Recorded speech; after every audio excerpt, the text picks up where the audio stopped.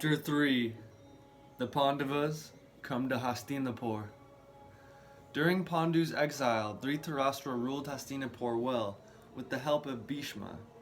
Dhritarashtra was installed as monarch upon the news of Pandu's curse. The town flourished under his rule, as he performed many sacrifices, and fed and cared for many Brahmin priests. The city boomed with prosperity, and all was well. One day, Vyasadeva visited Hastinapur, and he was hungry and thirsty. Queen Gandhari personally served him very nicely, so Vyasadeva gave her a boon.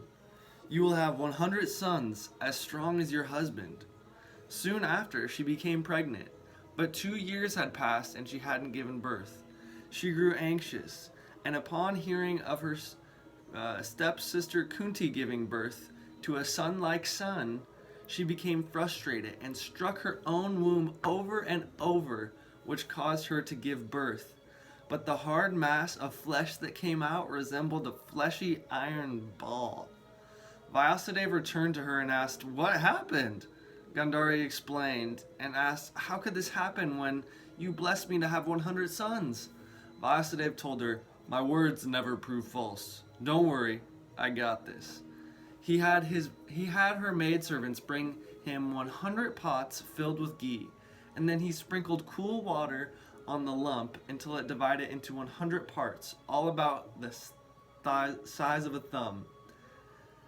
Placing them in the pots, he told her to wait 2 years and they would be ready.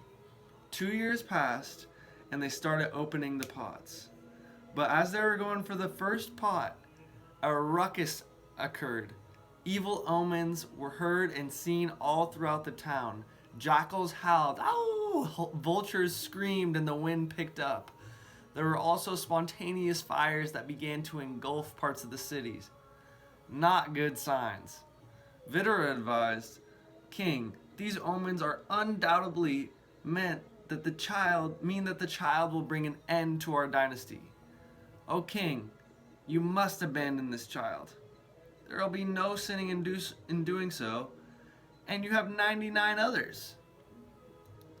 Dhritarashtra decided against his wise brother's advice, and thus the first of the 100 boys was born, the child known as Duryodhana. After that, 99 more sons were born out of the pots and 1 daughter. Meanwhile, back on Saptasura mountain, Pandu continued to sport and teach with his sons, doing fun things like climbing mountains and challenging lions, swimming in pools and climbing trees. One beautiful spring day, Pandu was alone in a very celestial-like part of the forest. He heard a sweet voice and saw it was his beautiful wife Madri singing. He became very attracted to her, seeing her beautiful body as the wind blew her clothes tight to her nicely shaped body. Pandu remained carefully true to his vow for the past 12 years, but just then he felt himself slipping. He walked toward her and touched her at once. Madri understood his intentions. She felt a mix of emotions.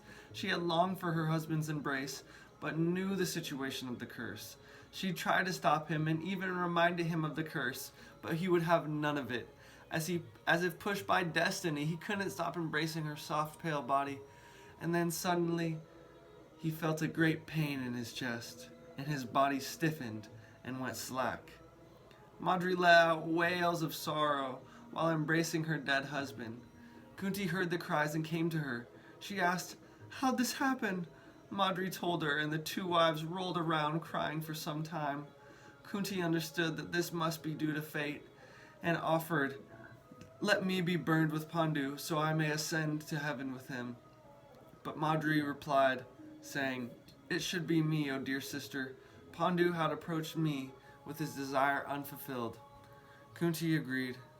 The mothers told the boys, and they came forward to embrace their dead father. It was a very sad sight. The local rishis built a pyre for Pandu and Madri. Madri told her boys to stay with Kunti, and she ascended the fire into the flames onto her next life. Kunti asked the rishis, "What is my duty now?" They told her to return to Hastinapur with her sons. They left at once with the forest rishis, siddhas, and trianas leading the way, and with the sage's mystic powers, they arrived very soon. The citizens awed at the celestial forest beings.